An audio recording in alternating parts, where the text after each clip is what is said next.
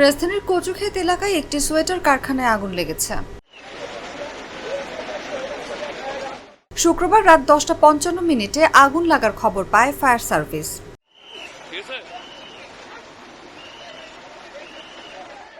Fire service নিয়ন্ত্রণ কক্ষের duty officer Rafi Al Faruk জাগো নিউজকে আগুন লাগার বিষয়টি নিশ্চিত করেছেন।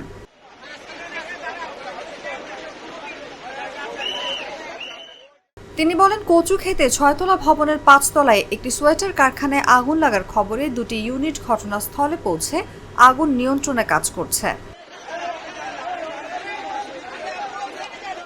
প্রাথমিকভাবে আগুন লাগার কারণ ও হতাহতের কোনো খবর জানাতে পারেননি ফায়ার সার্ভিসের এই কর্মকর্তা।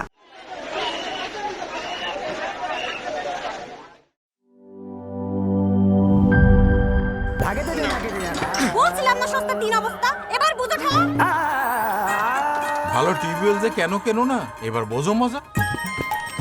আগেই কইছিলাম দেশের আরএফএল টিউবওয়েল নাও। এবার আর ভুল নাই, আরএফএল ছাড়া উপায় নাই।